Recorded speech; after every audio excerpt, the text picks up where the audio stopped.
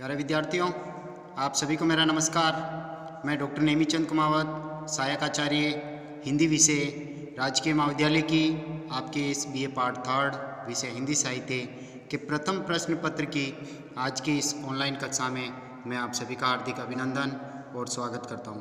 प्यारे विद्यार्थियों, आपके इस प्रथम प्रश्न पत्र में जो पाठ्य पुस्तक है आधुनिक काव्य संग्रह, जिसमें संकलित 10-11 कवियों की कविताओं को हम पढ़ते आ रहे हैं, उनमें से हमने 4 अध्याय पूर्ण कर लिए हैं और 5वां अध्याय सुमित्रानंदन पंत को मैंने आरंभ किया था और उनकी नौका विहार कविता का हम अध्ययन कर चुके हैं। उनकी दूसरी एक लंबी कविता परिवर्तन कविता है। समय किस तरह से परिवर्तित हो रहा है, बदल रहा है और उसके साथ साथ संसार में क्या बदलाव आए हैं, ये इस कविता में चित्रांकित हैं।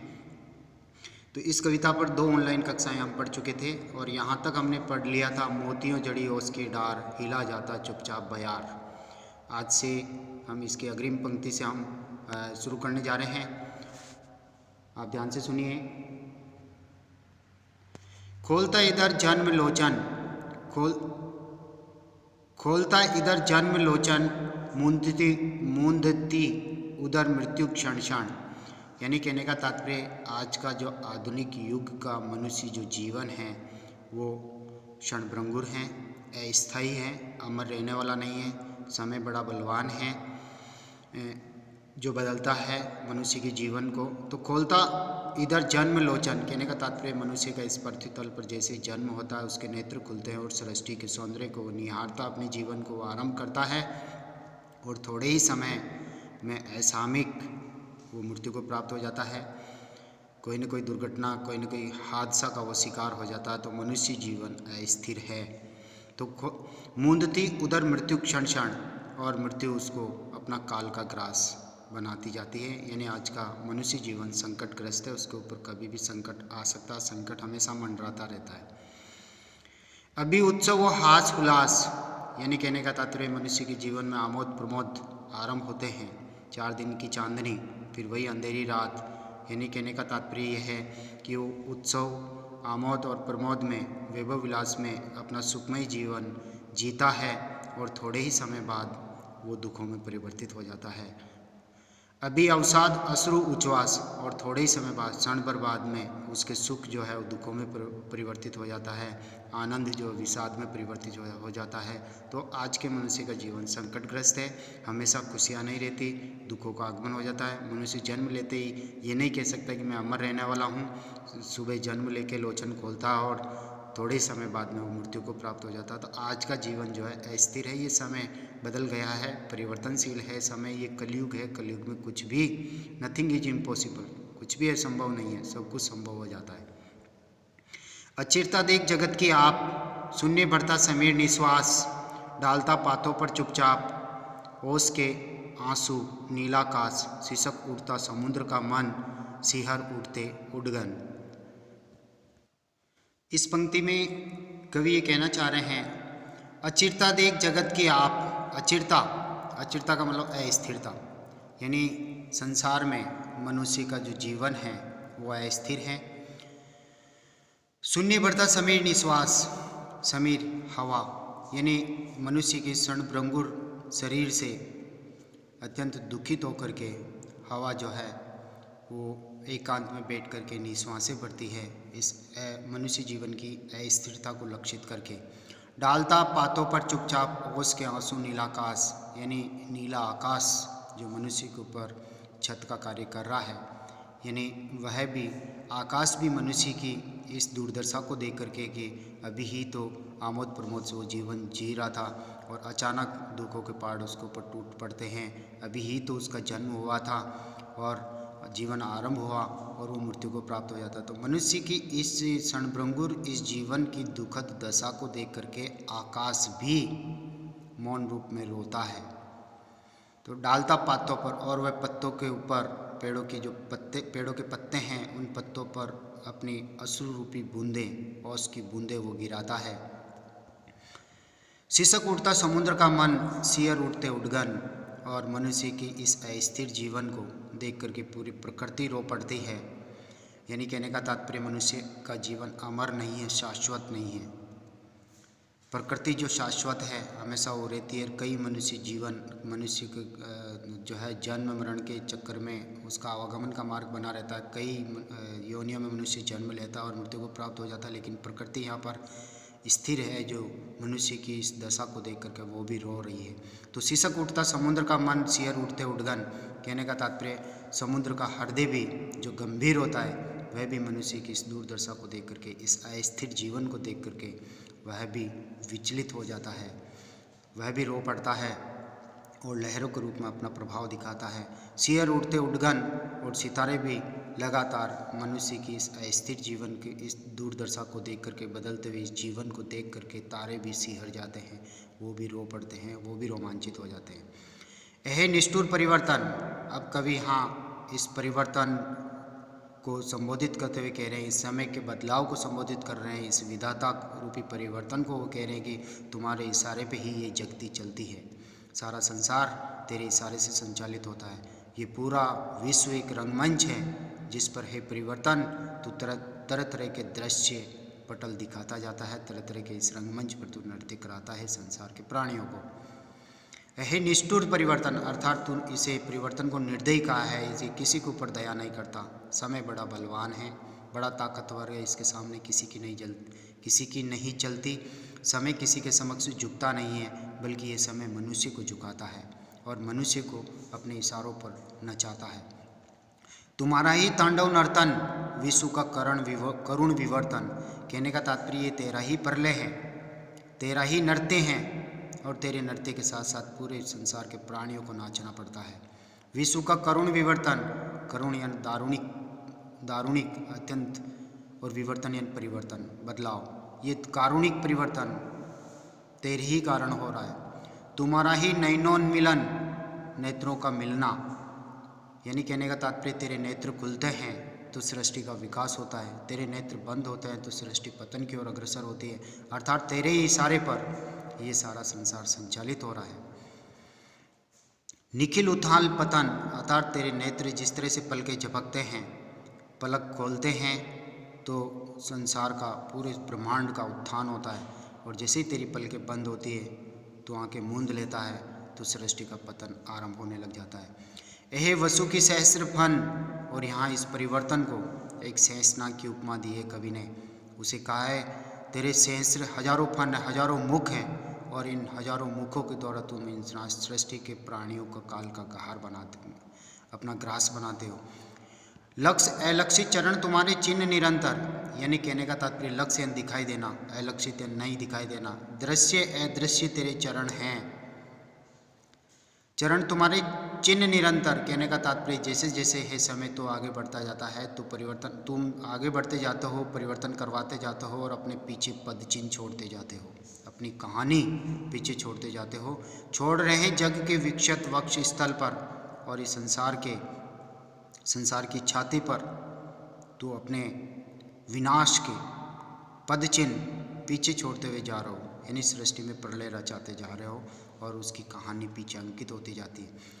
सत सत फैनोच्छ्वासित स्फीत फुतकार भयंकर, यानी सैकड़ों सैकड़ों, यानी तेरी जो फैनोच्छ्वासित यानी जब तू फन फैलाता है तो, और फन फैला करके जब तू फुतकार मारता है सैकड़ों मुख से, स्फीत फुतकार भयंकर, और उस फुतकार में समस्त प्राणी ग्रसित हो जाते हैं और वो उनको तो अपनी मृत्यु का ग्रास बना लेता है, अपना खाना बना लेता है।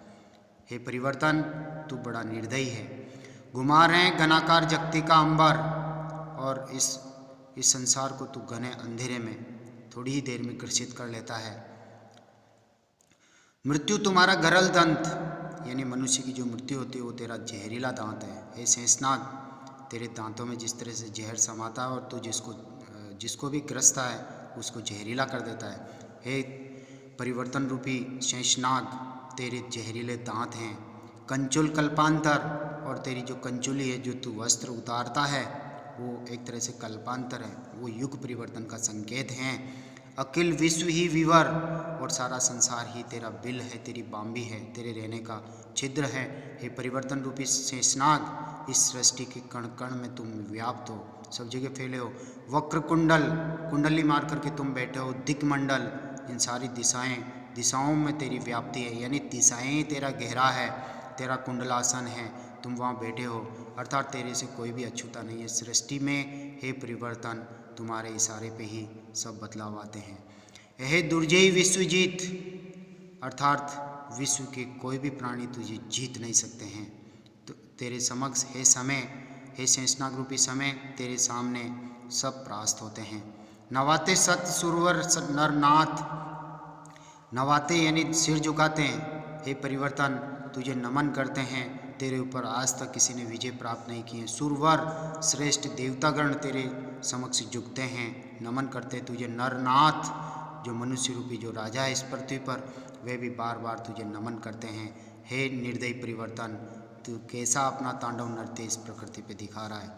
तुम्हारे इंद्रासन तल माथ, समस्त देवतागण और राजागण तेरे इंद्रासन, तेरे सिंहासन के, क्योंकि चारों दिशाएं तेरा कुंडलासन है, और तेरे समक्ष आ करके अपना मस्तक झुका रहे हैं, मत्था टेक रहे हैं।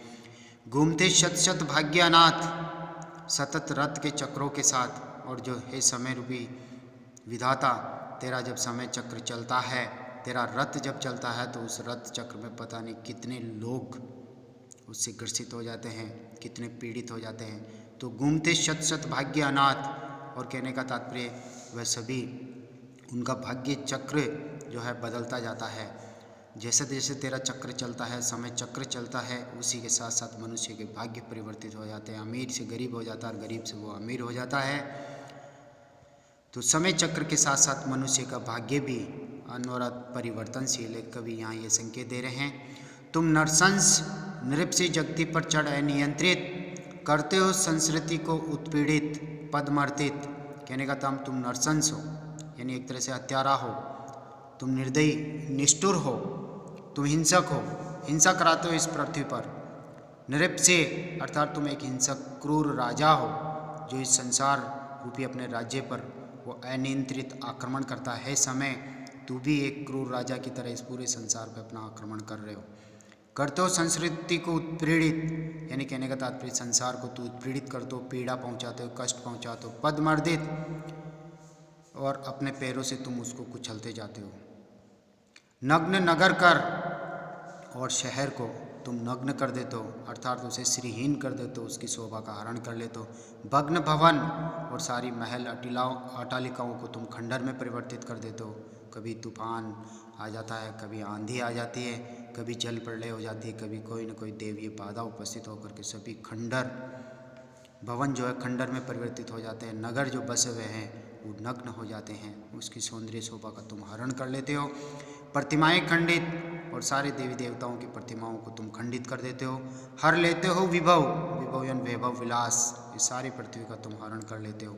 कला कौशल चिर संचित, जो मनुष्य को पूरा जन्म लग जाता है, जीवन भर उन कलाओं को अर्जित करने में लग जाता है, वैभव विलास को अर्जित करने में, संपत्ति अर्जित करने में, अपने जीवन को संवारने में पूरा जीवन वो समर्पित कर देता है, और तुम क्षण भर में उसकी सारी शोभा का हरण कर लेते हो।